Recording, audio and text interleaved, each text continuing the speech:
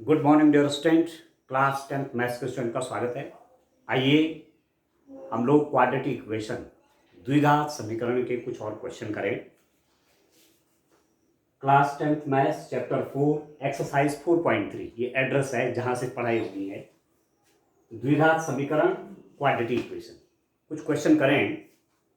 आज हम question number लेंगे 7, एक्सरसाइज 4.3 का क्वेश्चन नंबर 7। दो संख्याओं के वर्गों का अंतर 180 है। छोटी संख्या का वर्ग बड़ी संख्या का 8 गुना है। दोनों संख्याएं ज्ञात कीजिए।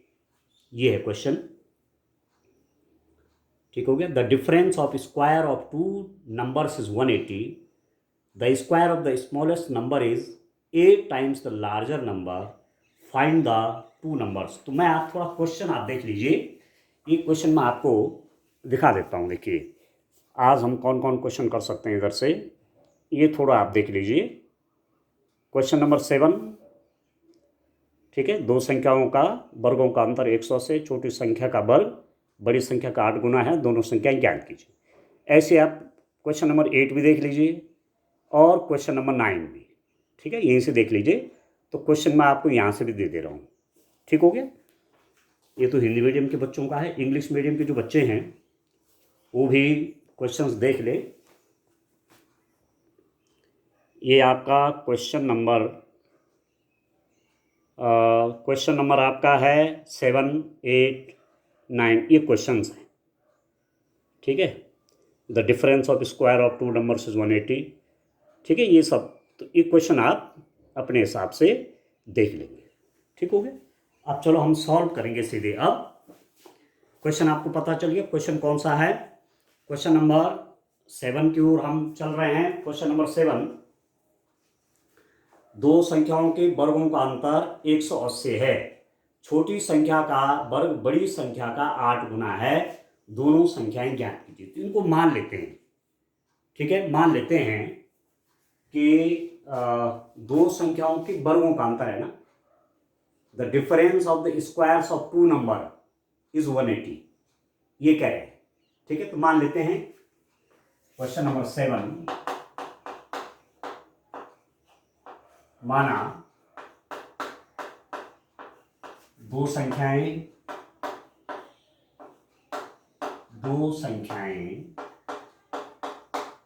क्या मान लेते हैं स्टूडेंट, एक्स और वाई हैं।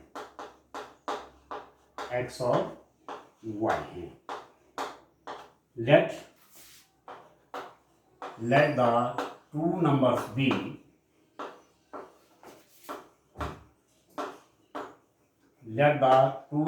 B x and y। और क्या है, x ग्रेटर देन y है, ठीक है। x बड़ी है, y छोटी है। यहां पर क्या लिख देता हूं, x is greater than y। x is greater than y। x is greater than y का मतलब हुआ x बड़ी है और y क्या है, छोटी है। तो जो कंडीशन दे रखे हैं आप उनको देखिए। गिवन कंडीशंस, क्या क्या कंडीशन है दोस्तों को देखना है आपने। दी गई शर्तें, क्या क्या कंडीशन है उनको देखते हैं।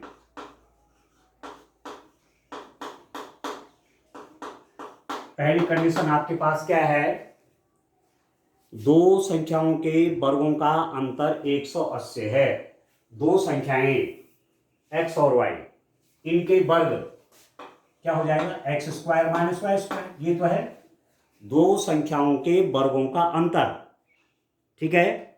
The difference of square of two numbers, the difference of square, इसका x का स्क्वायर x स्क्वायर, y का स्क्वायर y स्क्वायर, इनका डिफरेंस मतलब अंतर, ये कितना है 180, ठीक है। इसको इक्वेशन नंबर 1 मान लीजिए आप, ठीक है। दूसरी कंडीशन भी दे रखी है, छोटी संख्या का वर्ग बड़ी संख्या का 8 गुना है, ठीक है। The square of the smaller number, the square of smaller number मैंने ये माना हुआ है, ये बड़ी मानी हुई छोटी मानी हुई है, ये स्मॉलर नंबर है। The square of smaller number, छोटी संख्या का वर्ग। अब जैसे जैसे प्रश्न बोला जाता है वैसे करना है। छोटी संख्या का वर्ग मतलब वाई स्क्वायर, ठीक है। छोटी संख्या का वर्ग means y square, smaller number का स्क्वायर मीन्स वाई स्क्वायर। क्या है ये? छोटी संख्या का वर्ग बड़ी संख्या का 8 गुना है। The square of the smaller number is 8 times the large number, 8 times the large number, ये आपको दे रखा है, ठीक है।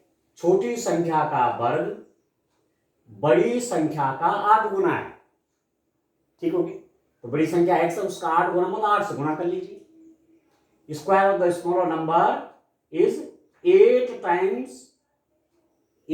टाइम्स ऑफ इस ग्रेटर नंबर। ये तो कह रहा है square of the smaller number is 8 times the larger number, 8 times the larger number. ये इक्वेशन नंबर 2, ठीक है। अब मैं क्या कर लूंगा कि इक्वेशन 2 से वाई स्क्वायर की वैल्यू इक्वेशन 1 में रख दूंगा, ठीक है। Putting y square is equal to 8x in equation 1, ठीक हो गया। समीकरण 2 से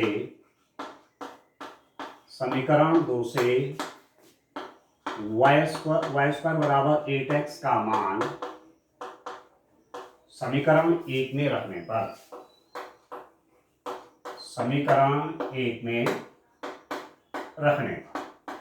कितना हो जाएगा डियर स्टूडेंट?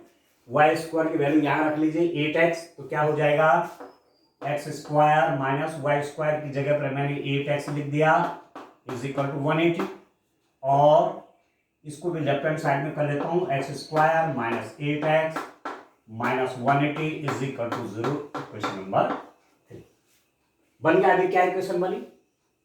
ये इक्वेशन क्या बनी डियर स्टूडेंट? ये क्वाड्रेटिक बन गई। क्वाड्रेटिक इक्वेशन बनी कि नहीं बनी? ये द्विघात समीकरण बनी कि नहीं बनी? ठीक हो गई, ठीक है। द्विघात समीकरण बन गई। अब आसानी से इसका सॉल्यूशन निकालिए, ठीक है। तो फैक्टराइजेशन मेथड से कर रहा हूं, इसके फैक्टर करिए 180 के, 180 इंटू एक्स स्क्वायर, इसका मल्टीप्लाई करते हैं ना, 180 एक्स स्क्वायर हो गया माइनस 180 एक्स स्क्वायर हो गया, और इसके दो ऐसे फैक्टर करेंगे कि एडिशन सब्ट्रैक्शन माइनस 8x और मल्टीप्लाई माइनस 180 एक्स स्क्वायर हो गया। तो मैं 180 की जगह फैक्टर कर लेता हूं, यहां पर 180 के फैक्टर करूंगा तो 90, 45, 15, 5। अब क्या क्या ले लूंगा? देखिए 12, 4, 20, 4 और 5 हो गया आपका 20, और 20 और 9, ठीक है। तो क्या क्या होगा डियर स्टूडेंट?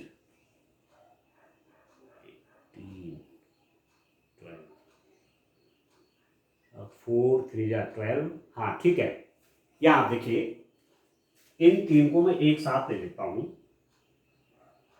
5, 3 जा 15, 5, 4 जा 29, x square minus y square is equal to 180 था ना, y square is equal to 8x, ये तो था वाई स्क्वायर छोटी संख्या का वर्ग बड़ी संख्या का 8 गुना है, y square is equal to 8x, तो ये रख दिया मैंने।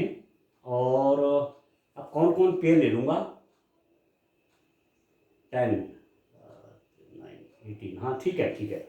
ऐसा देखते हैं 180 को मैं क्या लिख सकता हूँ? 180 को मैं लिख रहा हूँ 2 इंटू 2 इंटू 3 इंटू 3 इंटू 5, ठीक हो गया। अब मैं क्या कर दूँ? मैं लिख देता हूँ 5 और 2 को एक साथ लिख लेता हूँ, 5 इंटू 2, ठीक है। इसको और इसको एक साथ ले लेता हूँ, और इंटू इसको एक साथ ले लेता हूँ, कौन सा? 2 इंटू 3 इंटू 3। अभी कितना हुआ? 10 इंटू 18 नहीं हो, 10 इंटू 18 क्या? 180, ठीक है। हो गए इसके 180 के दो पार्ट ऐसे हो गए, 10 into 80, sorry 10 into 18। This implies that x square minus 18x plus 10x minus 180 is equal to 0।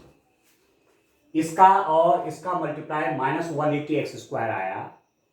इसके दो फैक्टर, इसके दो, मैंने इसको स्प्लिट कर दिया, दो भागों में बांटा, तो माइनस 18x प्लस 10x कितना हो गया, माइनस 8x। और इसका मल्टीप्लाई क्या हो जाएगा, इसका और इसके मल्टीप्लाई के बराबर। ठीक है, ऐसे तो करते हैं।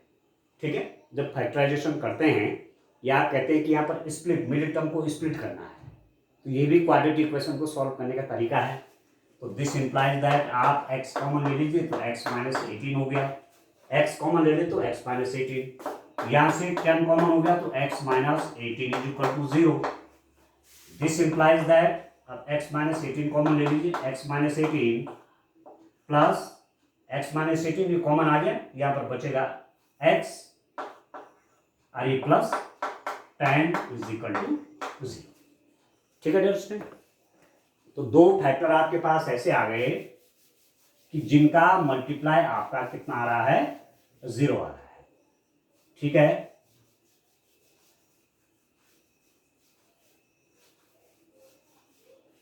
ये हो गया आपका, ये कितना हो गया, हम कह रहे हैं x minus 18 x plus 12 is equal to 0।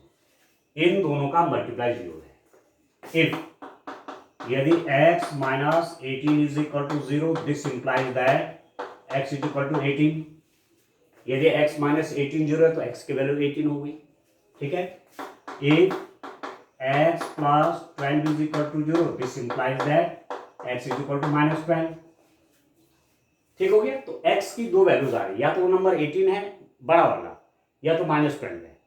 यदि x 18 है तो y कितना है, यहां से हम निकाल सकते हैं। ठीक है, x 18 है तो y कितना है, यहां से फाइंड आउट कर सकते हैं समीकरण नंबर 2 से। फ्रॉम इक्वेशन 2, समीकरण 2 से क्या है आपके पास, y square is equal to 8 into x, 8 into x, x मतलब 18 कर लीजिए, ये हो जाएगा 144। ठीक है, x इज इक्वल टू 18 रख दिया मैंने किसमें, इक्वेशन नंबर 2 में, x की जगह पे 18। तो ये हो गया, तो y कितना हो जाएगा, स्क्वायर रूट ऑफ 144, तो ये हो जाएगा 12। जब मैंने x इज इक्वल टू 18 किया, ठीक हो गया, x इज इक्वल टू 18 किया, तो मेरे पास y की वैल्यू कितनी हो गई, 12 हो गई। ठीक है, और यदि मैं यहीं पर कर लेते हैं, इफ यदि x is equal to minus 12, तो वाई स्क्वायर कितना हो जाएगा, 8 इंटू माइनस 12, तो ये तो माइनस 96 हो गया, और y कितना हो जाएगा, स्क्वायर रूट ऑफ माइनस 96। और स्क्वायर रूट के अंदर यदि नेगेटिव आ गया तो आप लिख देंगे विच डज नॉट एग्जिस्ट, इसका अस्तित्व नहीं है। हम नहीं जानते अभी आपका जो लेवल है कि इसका स्क्वायर रूट कितना है। दूसरी बात यह है कि ये रियल नंबर भी नहीं आएगा, न ये परमेय आएगा, न ये अपरमेय आएगा, न ये रेशनल आएगा, न ये इरेशनल आएगा, ये आएगा कॉम्प्लेक्स नंबर, वो अभी आपका सिलेबस में नहीं है। ठीक है, आपको तो रियल नंबर तक है ना अभी, तो लिख देंगे। ठीक है, ये वास्तविक संख्या आएगी नहीं, ये रियल नंबर आएगा नहीं, तो आप लिख देंगे जो कि संभव नहीं है, ये वैल्यू y की लेना संभव नहीं है, जो कि संभव नहीं है। आप लिख देंगे which does not exist, which does not exist. ठीक है, जिसका कोई अस्तित्व नहीं है। तो दो बातें आपके पास आ गई हैं। देखिए, आप यहां पर देखिए डियर स्टूडेंट, x की वैल्यूज आपके पास क्या क्या हुई, देखिए x आपके पास दो वैल्यूज आ रही थी, टू वैल्यूज x के आ रही थी। कौन कौन थी, x की वैल्यूज आपके पास x इज इक्वल टू 18 आया और x is equal to minus 12 आया। y की एक ही वैल्यू आएगा आपके पास, y इज इक्वल टू 12 आ गया। तो संख्याएं क्या हो जाएंगी, नंबर्स, वो संख्याएं ज्ञात कीजिए, कौन कौन नंबर्स हैं? 18, 12, 18, ठीक है, 18 है, 12 है, ठीक है दोस्तों, ठीक है ना? तो 18 हो गया, 12 हो गया, बस इनको लिख लीजिए आप। x is equal to 18, y is equal to कितना रहा दोस्तों? -12, ठीक है। x की वैल्यू 18 पे, इसको देखो, x की वैल्यू 18 पे y आपका कितना हो रहा है? 12 हो रहा है। तो बस ये आपका आंसर हो गया, ठीक है ना? एक्सरसाइज 4.3 में आप देखेंगे 4.3 का क्वेश्चन नंबर है 7, ठीक है, ठीक है दोस्तों, ठीक हो रहा। अब यहां पर आप एक चीज ये भी देख सकते हैं, y equal to square root of 144 है, तो 144 का स्क्वायर रूट कितना हो जाएगा? +-12, ऐसा लिख सकते हैं आप, +-12। y equal to square root of 144, तो स्क्वायर रूट जब निकालते तो +-12 आती है। एक बार प्लस ले लो y की वैल्यू, एक बार माइनस ले लो, ठीक है। तो x की वैल्यू -12 पे, x की वैल्यू -12 पे, तो y की वैल्यू एग्जिस्ट नहीं कर रही है, इसलिए x इक्वल टू -12 नहीं लिया जाएगा, ठीक है। x इक्वल टू -12 पे y की वैल्यू एग्जिस्ट नहीं कर रही है, y की वैल्यू नहीं आ रही है, y का मान निकालना संभव ही नहीं है, इसलिए x इक्वल टू -12 तो नहीं लेंगे। x की वैल्यू 18 है, और y की दो वैल्यूज हैं, कौन से? +-12, तो एक ये हो जाएगा, या x 18 है और y आपका -12 हो जाएगा, ठीक है, क्योंकि y की वैल्यू एक्चुअली है क्या? y इज इक्वल टू +-12 है, ये +-12, तो x is equal to 18, y is equal to +12, या x is equal to 18, y is equal to -12, ये नंबर्स हो गया, ठीक हो गया। ये बड़ी होगी, ये छोटे नंबर होगी, बड़े नंबर छोटे नंबर, ठीक है दोस्तों। इस रूप में आपने ये क्वेश्चन करना है, ठीक है। अब चलिए और आगे बढ़ता हूं, क्वेश्चन नंबर, नेक्स्ट क्वेश्चन की ओर चलता हूं। क्वेश्चन नंबर 8 देखते हैं कैसे होगा।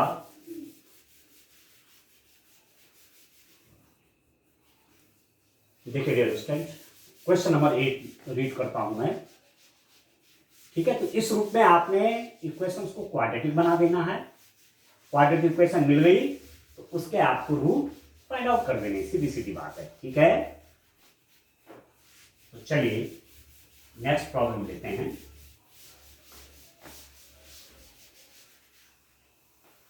देखिए,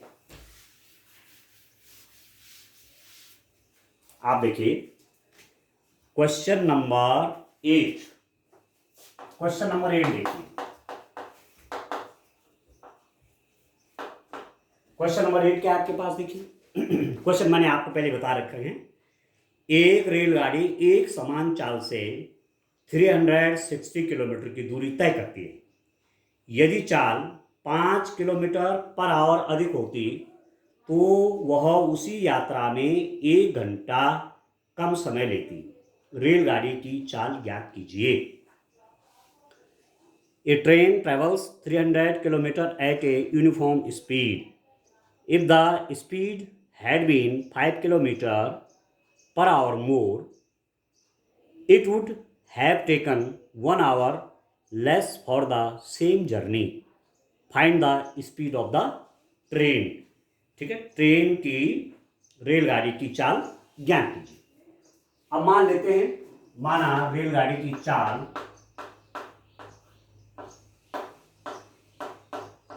रेलगाड़ी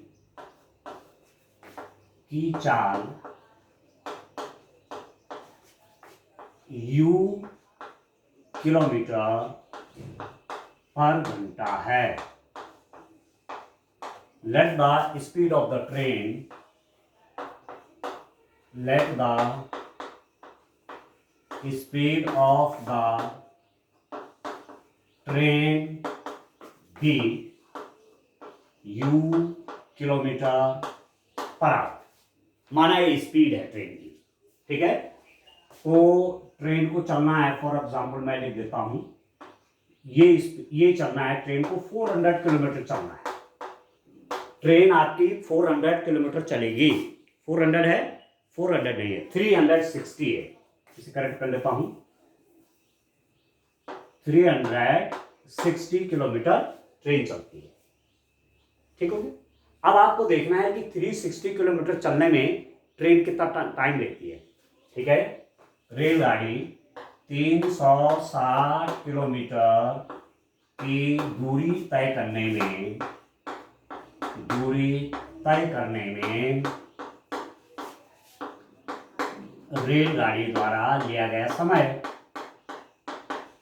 ठीक है, रेलगाड़ी द्वारा लिया गया समय। ठीक है, टाइम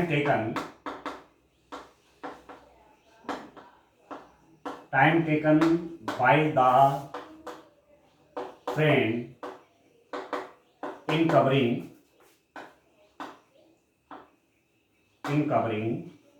360 किलोमीटर।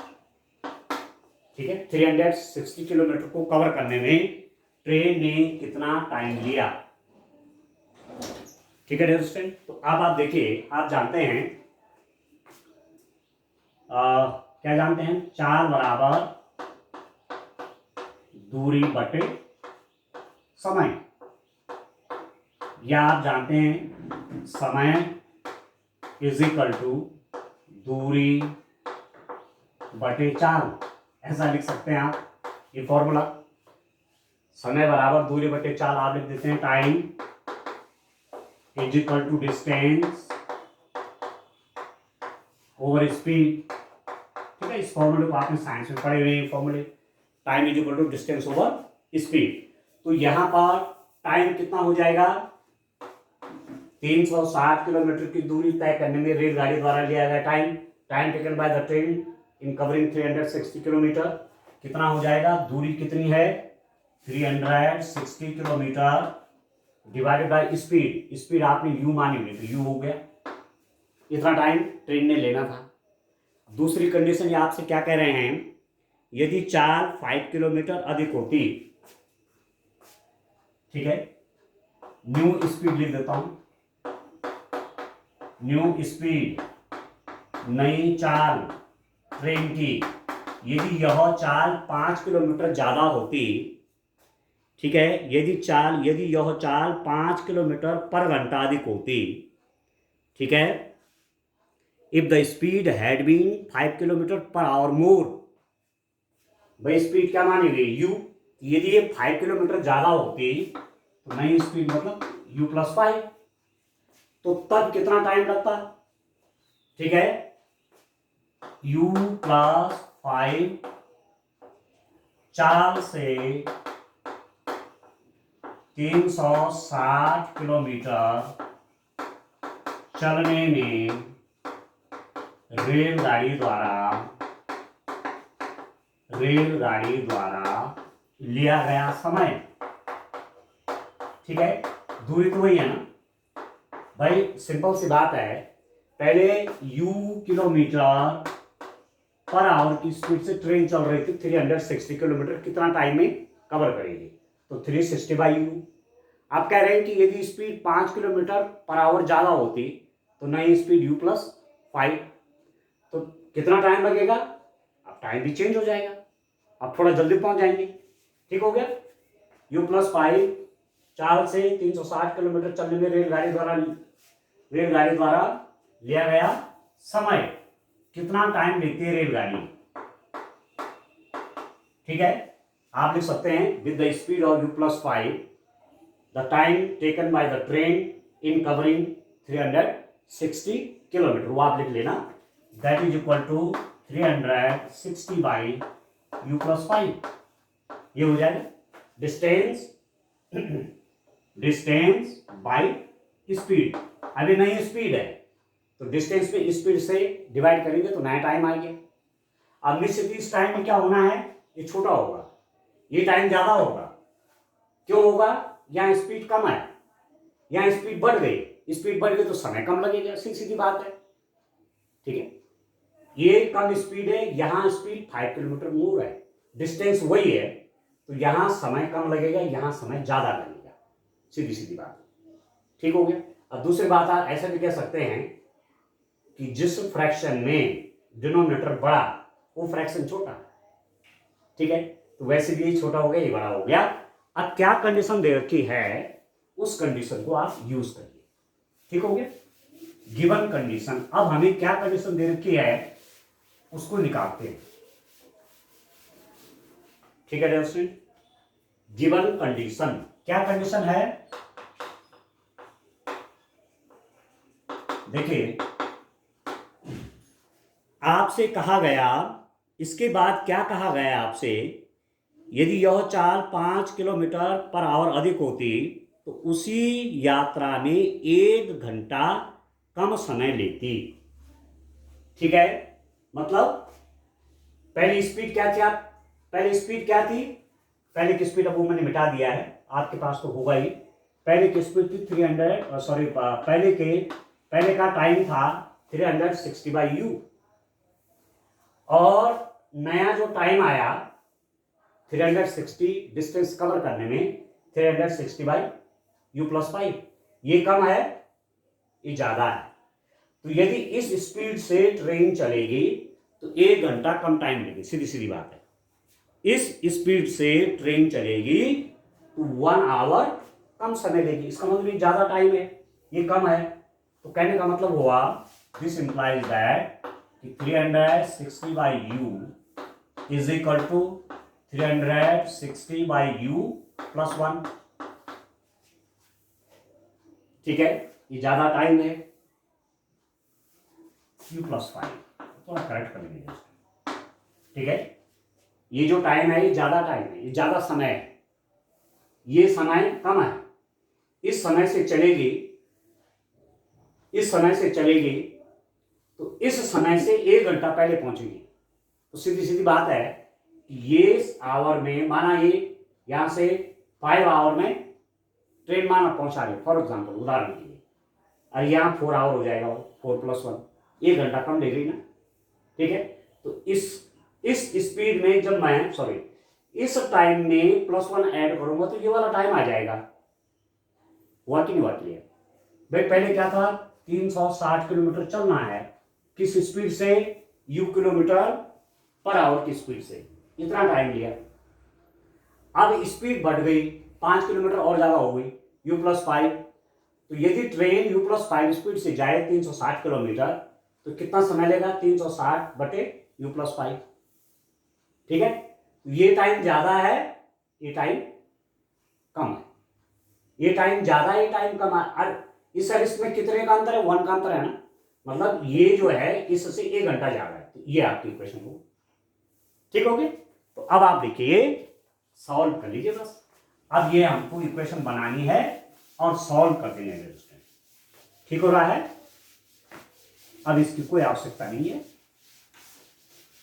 ये आपको क्लियर हो गया होगा कि मैंने यहां +1 क्यों किया, क्योंकि ये इससे 1 आवर कम है। तो जब मैं इसमें +1 करूंगा तभी इसके बराबर आएगा। यदि ट्रेन पहले 5 घंटे में चलती थी, इस हिसाब से 4 घंटे में चलेगी, तो 4 + 1 = 5। ठीक है, ठीक है। अब सॉल्व करेंगे dear student, this implies that कितना हो जाएगा ये 360 by u is equal to, इसको सॉल्व कर लीजिए, u + 5 आपका एलसीएम हो गया 360 प्लस, देखिए इसका डिनोमिनेटर u + 5, इससे इसको डिवाइड करिए तो 1 आ जाएगा।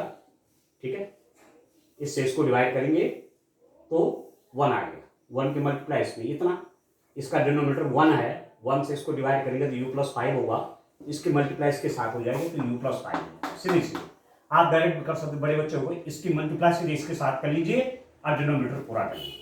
अब इसकी मल्टीप्लाई होनी इसके साथ है, इसकी मल्टीप्लाई होनी यहाँ, दिस इंप्लाइज दैट इसकी मल्टीप्लाई यहाँ करिए 360 into u + 5 is equal to u into, इसको तो ऐड कर लीजिए, u + 365 हो जाएगा, ये हो जाएगा 360 + 5, 365 u भी है, और इसकी मल्टीप्लाई इसके साथ है, इसके साथ क्रॉस मल्टीप्लीकेशन, वज्र गुणन। ठीक है, ये हो गया। अभी कितना हो गया, दिस इंप्लाइज दैट इसकी मल्टीप्लाई अंदर करो 360u plus 360 into 5 is equal to अंदर मल्टीप्लाई करिए u स्क्वायर प्लस 365u। ठीक हो गया। अब इसको सबको राइट हैंड साइड लीजिए, कितना हो जाएगा, this implies that u square plus 365u minus 360u minus 360 into 5। तो ये कितना हो जाएगा, u square 365u minus 360u, तो ये कितना हो जाएगा 5u माइनस मल्टीप्लाई कर लीजिए 180, ये आ गया। ये 54 नहीं है, 5u है ये u। ठीक हो गया, ये आ गया जस्ट इज इक्वल टू 0। मैं सबको राइट हैंड साइड ले गया था ना, u square plus 365u minus 360u minus this is equal to 0। तो u square 365 minus 365u minus हो गया। अब आपने इसको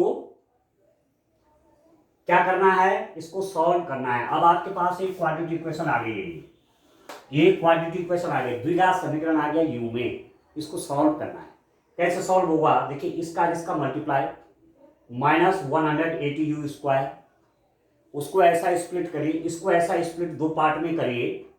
ठीक है, इसको दो भागों में ऐसा बांटिए कि उनका जोड़ या घटाना 5u आ जाए और उनका मल्टीप्लाई इसके बराबर आ जाए। ठीक है, ये तो करते हैं।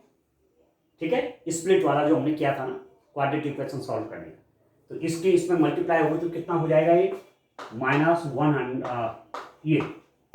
1800u स्क्वायर इसका। अब इसके दो पार्ट करिए, दो पार्ट इस रूप में प्लस या माइनस करके 5u आ जाना चाहिए। तो सीधी सीधी बात है कि 1800 के फैक्टर कर लीजिए आप। ठीक हो गया, तो सीधा सीधा मैं क्या लिख सकता हूं, एक तो तरीका ये है कि 60 इंटू 30 1800। ठीक है, और सॉल्व कर लीजिए, कितना हो जाएगा 2 इंटू 2 इंटू 3 इंटू 5 कौन 2 2 जा 4 4 5 जा 20 60। इसके फैक्टर करिए 2 इंटू 3 इंटू 5, ये 30 हो गया। अब देखो तो क्या क्या पेयर ले लूं कि आगे पीछे करने पर मेरे पास 5 आ जाए। ठीक हो गया, 10 30 60 क्या क्या ले लूं मैं, 2 2 जा 4 2 जा 8, इसको ले लूं 8 इंटू 5 40 4 8 इंटू 5 40 इंटू 3 3 जा 9 45। हाँ, ये हो जा रहा है। ठीक है, 40 इंटू 45 मल्टीप्लाई करिए तो ये, तो 40 और 45 यहां पर आप लिख दीजिए कितना, यहां पर लिख दीजिए u square plus 45u minus 40u minus 1800 is equal to 0। 45u में से 40u माइनस हुआ तो 5u आ जाएगा, यहां से 5u हुआ। ठीक है, और इसका मल्टीप्लाई कितना होगा, इतना हो जाएगा। इसका मल्टीप्लाई करूंगा तो प्लस इंटू माइनस माइनस और 45 into 40 1800 u into you square, तो हो गए ना इसके। मतलब मैंने 5u को क्या लिख दिया, 45u माइनस 40u। बस ये तो तरीका है कि बीच वाले को स्प्लिट करिए और उनका मल्टीप्लाई इसके मल्टीप्लाई के बराबर होना चाहिए। This implies that u common ले लीजिए तो u प्लस 45, इन दोनों में u कॉमन ले लीजिए, u प्लस 45 माइनस यहां से 40 कॉमन आ जाएगा, u minus 45 is equal to 0। ठीक हो गया, यहां से u कॉमन आ गया तो u प्लस 45, यहां से माइनस 40 कॉमन आ गया तो u प्लस 45। ठीक हो गया, ठीक है दोस्तों। अब इन दोनों में कॉमन क्या है, this implies that u plus 45 common है दोनों में, तो अंदर क्या बच जाएगा, u minus 40 is equal to 0। ठीक हो गया, दो फैक्टर आ गए। अब आराम से आप वैल्यू निकाल लेंगे यहां पर, u की वैल्यू आप आसानी से कैलकुलेट कर सकते हैं। ठीक हो गया, बहुत हो गया काम। अब आप देखिए, यदि मैं पहला वाला फैक्टर को 0 करता हूं, ठीक है, यदि मैं कहता हूं u plus 45 is equal to 0, तो this implies that u is equal to minus 45, negative आ गया, जो कि अग्राह्य है, इसको नहीं लेंगे, which does not exist, which does not exist, क्योंकि ये चाल है, रेलगाड़ी की स्पीड है, ठीक है, तो उसको नेगेटिव नहीं लेंगे, ठीक है ना। हमें डायरेक्शन से मतलब नहीं है, केवल स्पीड से मतलब है, क्या चाल उसकी होगी, रेलगाड़ी की चाल चाहिए तो नेगेटिव नहीं लेंगे, ठीक है। यदि वेलोसिटी होती तो वेलोसिटी में तो नेगेटिव पॉजिटिव चलता है, डायरेक्शन कोई मतलब है, स्पीड में नहीं होता, ठीक हो गया। इसलिए ये चीज हमने नहीं लिया, यू की वैल्यू -45 नहीं होगी। इसका मतलब दूसरा factor, if u minus 40 is equal to 0 है, तो इसका मतलब हो गया u is equal to 40, u की वैल्यू 40 होगी। तो ये आगे रेलगाड़ी की चाल, u मैंने क्या माना हुआ था, रेलगाड़ी की चाल u किलोमीटर प्रति घंटा है, let the speed of the train be u kilometre per hour, ये माना हुआ है। तो आंसर आ गया स्पीड ऑफ ट्रेन, ठीक है, कितना हो गया 40 किलोमीटर पर आवर। रेलगाड़ी की चाल, ठीक है, रेलगाड़ी की चाल कितना हो गया स्टूडेंट, 40 किलोमीटर प्रति घंटा, बस ये आ गया, ठीक है। तो इस रूप में आपने ये क्वेश्चन करना था, ठीक है दोस्तों। तो आराम आराम से काम करेंगे, ठीक है। आज के लिए इतना काफी है, थैंक यू।